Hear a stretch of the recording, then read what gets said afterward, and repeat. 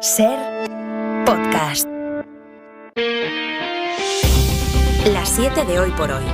Ser podcast. Hola, muy buenos días. Algunas de las polémicas que arrastramos durante meses o de las polémicas que marcarán la actualidad en las semanas que vienen van a vivir hoy lo que podría considerarse un punto de inflexión. La demostración más evidente de eso la vamos a tener en el Tribunal Constitucional. Ahora que después de varios años los progresistas han roto la tendencia y han logrado la mayoría en un tribunal clave, no se ponen de acuerdo en quién tiene que presidir la institución, que es la que tiene la última palabra en los pleitos más importantes del país. Este mediodía, el Pleno, con todos los magistrados, votarán entre Cándido Conde Pumpido, el nombre que intentaron vetar los conservadores, y María Luisa Balaguer. El escenario más probable es un empate y será crucial el voto de la recién nombrada magistrada, la progresista María Luisa Segoviano. De fondo está la polémica política que continúa y que tiene que ver con la justicia y las últimas reformas penales que impulsó el gobierno, la de la sedición y la malversación. José Luis Astre, hola. Hola, buenos días. El Partido Popular, que viene de presentar a su nuevo portavoz electoral y de decir que con él imprimirá un tono más moderado a su discurso,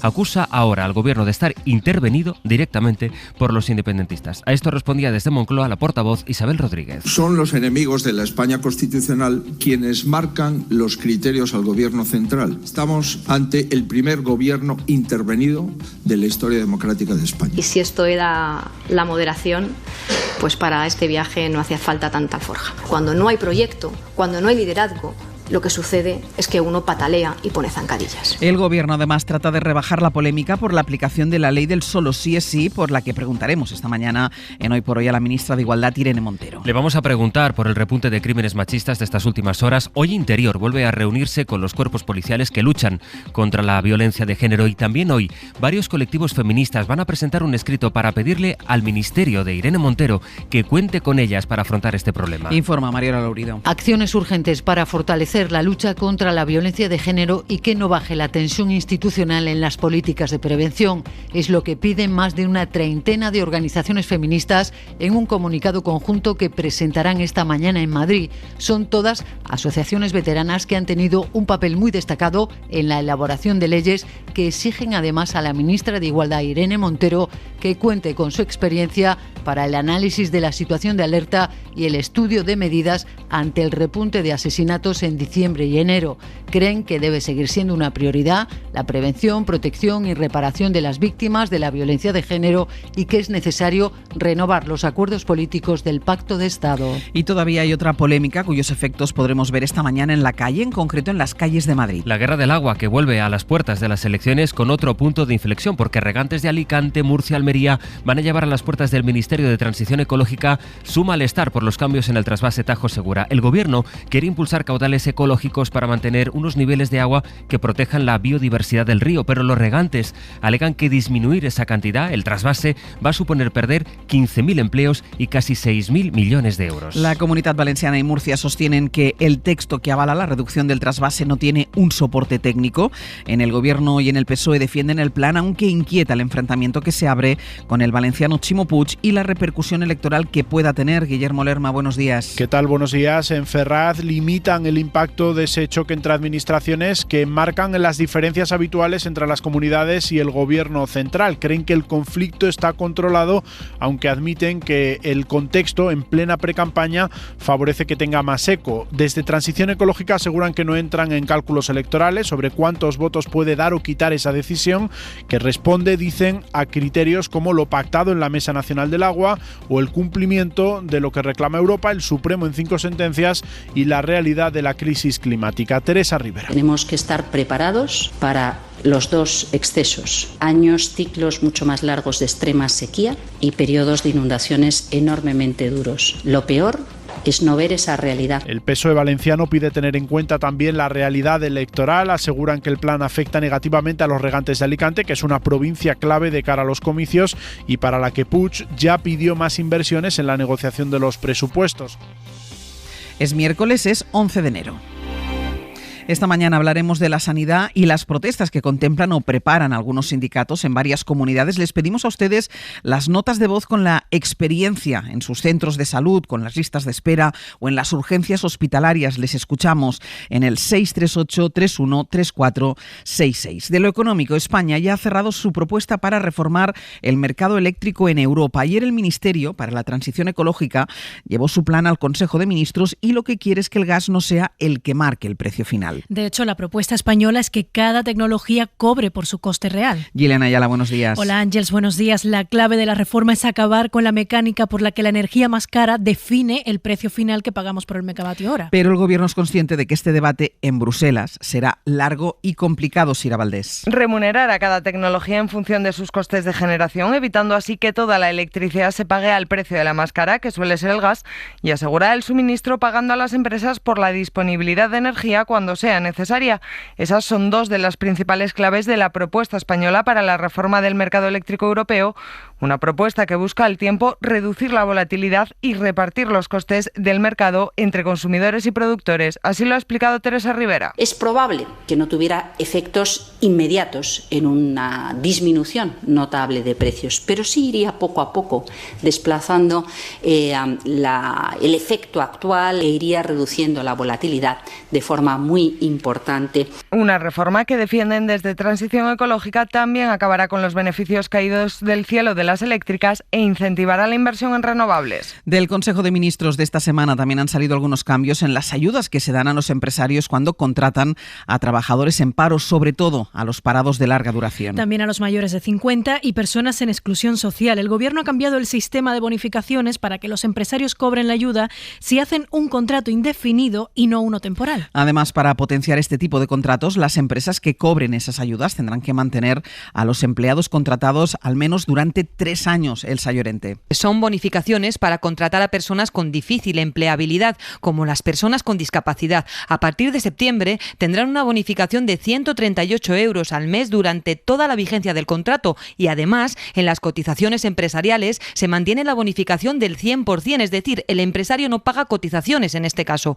Como has dicho, el empresario tendrá la obligación de mantener ese puesto de trabajo al menos durante 3 años. También para contratos a menores de 30 años sin cualificación y parados de larga duración de más de 45 años. Para estos perfiles, las empresas que los contraten también tendrán bonificaciones, pero eso sí, tendrán que ser contratos fijos. Yolanda Díaz. Todo el fomento de la contratación va a ser con carácter indefinido, excepto un supuesto, que es el contrato de sustitución, con el objetivo de que podamos fomentar y desplegar políticas de conciliación familiar. También se bonificarán los contratos en el sector agrario que pasen de eventuales a fijos discontinuos y será una bonificación mayor si son mujeres. Y fuera de España, hoy es noticia el avance de Rusia en Ucrania. Según las agencias rusas de información, su ejército ya ha tomado Soledar, una pequeña ciudad al norte de Bakhmut. De confirmarse este avance, Bayos sería la primera victoria estratégica de las tropas rusas en varios meses. En esa pequeña localidad del Donbass apenas quedan ya muros en pie, según aseguraba esta misma semana el presidente ucraniano. Los combates se libran calle a calle entre las tropas de Zelensky y los milicianos de Wagner, un grupo de mercenarios y exreclusos al servicio de Putin que asegura haber recuperado el control de la localidad, estratégica para el dominio del este de Ucrania. Pese al revés que supondría esa victoria rusa, anoche Zelensky se mostraba confiado en su discurso en los Globos de Oro en que la victoria final estará del lado de Ucrania y del de Occidente, aunque el jefe de la OTAN, Jens Stoltenberg, pide no subestimar a Rusia, pues Putin dice está movilizando tropas, rearmando a su ejército y está dispuesto a sacrificar soldados, cueste lo que cueste, a poco más de un mes de que se cumpla el primer aniversario de su invasión. Turquía avanza en el proceso para ilegalizar al tercer partido más grande del país a pocos meses de las elecciones legislativas. Y es que desde 2021 el presidente turco ha estado intentando ilegalizar al Partido Democrático de los Pueblos porque dice que tiene vínculos con los militares kurdos, que son considerados terroristas. Y lo último es que la Fiscalía ha pedido formalmente ante el Constitucional la disolución del partido. Ángel Villascusa. Cuando quedan menos de 6 meses para las elecciones presidenciales y legislativas de Turquía, la Fiscalía ha pedido la ilegalización del tercer partido del Congreso por sus supuestos vínculos con grupos terroristas del Kurdistán. El Partido Democrático de los Pueblos fue fundado hace solo una década, está alineado internacionalmente con partidos socialdemócratas y se define a sí mismo como antinacionalista y en pro de los derechos de las minorías. Sin embargo, para la Fiscalía, la formación no es otra cosa que una oficina de reclutamiento del grupo terrorista PKK. La petición del fiscal ante el Tribunal Constitucional se produce solo unos días después de que se hayan congelado las cuentas de la formación. Para la ilegalización del partido es necesario el voto de al menos 10 de los 15 jueces del Tribunal Constitucional. Y este miércoles comienza el desalojo de un pueblo minero alemán para explotar más el carbón en esa zona. Los activistas en Alemania se oponen y para evitar el desmantelamiento del pueblo han ocupado edificios e incluso han hecho casas en los árboles. Lo cuenta la corresponsal en Berlín, Carmen Viñas. La policía ha empezado a retirar las primeras barricadas levantadas por activistas medioambientales en Lützerath, al oeste de Alemania, antes de que comience hoy la evacuación del municipio. Los activistas han formado cadenas humanas y organizado una sentada para bloquear el acceso. La empresa energética RWE tiene previsto demoler esta localidad renana para extraer el carbón de su subsuelo. Las tierras y las casas del pueblo de pasado agrícola pertenecen a la energética y sus antiguos residentes se han mudado hace tiempo. Sin embargo, varios cientos de activistas se encuentran en la localidad y se resisten a abandonarla. Su objetivo es retrasar el desalojo y que este tenga un alto coste político. La demolición de Lützerath fue acordada por los Ministerios de Economía Federal y de Renania del Norte, ambos dirigidos por los Verdes, a cambio de conservar otros 5 pueblos y el compromiso de la empresa de adelantar a 2030 la eliminación del carbón en esta región. Los activistas aseguran que el carbón que se extraiga aquí ya no es necesario para el abastecimiento energético de Alemania, algo que la empresa desmiente.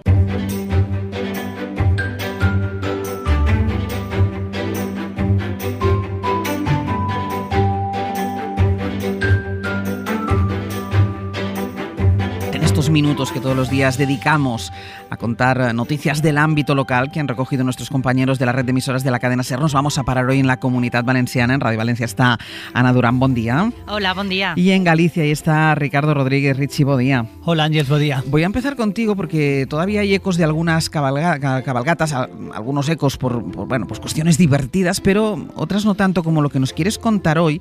Cabalgata de Reyes de Ourense y el alcalde escogió como rey Baltasar a un condenado por abusos sexuales. Y hay gran revuelo por ello. Partidos políticos, sindicatos, colectivos vecinales le piden explicaciones al alcalde, a Gonzalo Pérez Jácome, por haber escogido como rey Baltasar a ese hombre condenado hasta en 2 ocasiones por abusos sexuales. Fue denunciado por 2 mujeres por agresiones en discotecas. Partido Socialista y BNG han pedido ya una reunión de una junta extraordinaria de portavoces en el ayuntamiento, y el Partido Popular, que sostiene a Jácome la alcaldía con sus votos a cambio de retener el poder en la Diputación de Ourense, también se ha sumado en las últimas horas a esa petición de explicaciones. De momento el alcalde muy dado a colgar vídeos en las redes sociales, vídeos como este, Ángeles. 543. Soy Gonzalo Jácome, alcalde de Ourense. Dicen que la línea que separa el éxito del fracaso es una línea muy fina. Lo mismo ocurre aquí. Aquí puede estar lloviendo y aquí no. ¿Y sabéis por qué? Porque hay una carpa. El anuncio no es muy bueno porque tenía que estar lloviendo. O si no, haberle puesto una manguera, coño, que no sabéis hacer nada.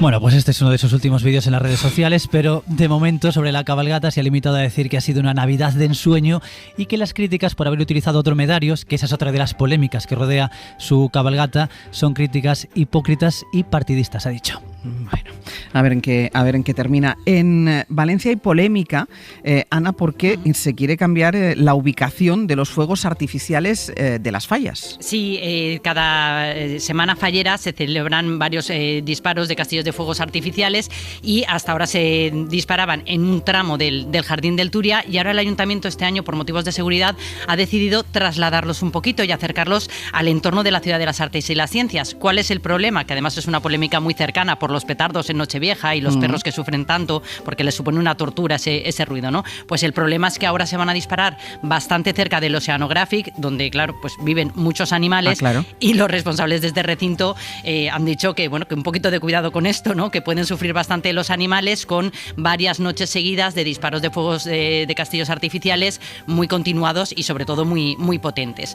Ayer le preguntamos al alcalde, a Joan Ribó, por este asunto, y dice el alcalde que él no ve la polémica por ningún lado, que en este recinto de la Ciudad de las Artes y las Ciencias se celebran muchos eventos, algunos de ellos acompañados de castillos de fuegos artificiales, incluso festivales de música con el sonido muy elevado, y que hasta ahora nadie se había quejado, así que ya veremos cómo termina el asunto. Porque en principio, Ana, la ubicación está decidida. Sí, el ayuntamiento ya ha decidido que se traslada y que va a ser en ese entorno. Y no parece el alcalde muy dispuesto a cambiar de opinión, así que me temo que vamos a tener que ponerle auriculares con cancelación de ruido a los animalitos del oceanográfico. A los pobres animales del oceanográfico. Y Richie, registrada una ola gigante en Galicia. A ver, define ola gigante. Pues mira, ha sido hace unos días. En la boya de Vilans y Sargas de la red de puertos del Estado captó en la madrugada del sábado al domingo una ola de 12,66 metros. Esto equivale a una altura de un edificio de unas 5 plantas. Bueno, pues sí. Sí, a ver, esto es una ola gigante. Pero nada que ver, chicos, con la ola que tiene el récord hasta ahora desde que hay registros, que también se ha registrado en ese mismo punto, el Día de Reyes de 2014, una ola de 27 metros, como un edificio de unas 10 plantas. Bueno, estas olas XXL son habituales en la costa gallega, se suelen generar en el Atlántico Norte y después se propagan hasta aquí, hasta nuestra costa.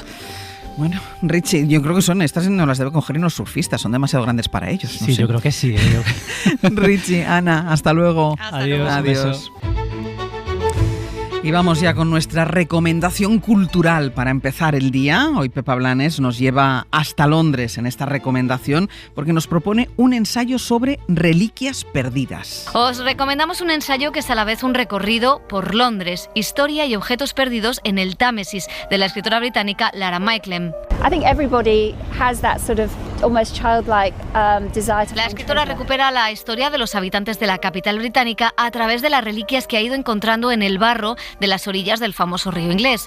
Antes de escribir el ensayo, se convirtió en tendencia en las redes sociales con la práctica del mudlarking, una legendaria práctica que ya se hacía en el siglo XIX y que consistía en recoger los restos de carbón para revenderlos. Tal ha sido su éxito que ha logrado entrar en la Sociedad de Anticuarios de Londres.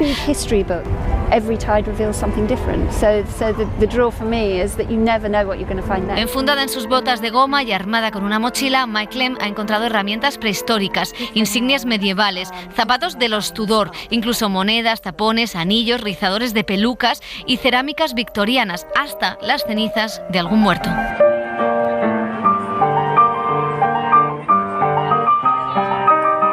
Para no perderte ningún episodio, síguenos en la aplicación o la web de la SER, Podium Podcast o tu plataforma de audio favorita.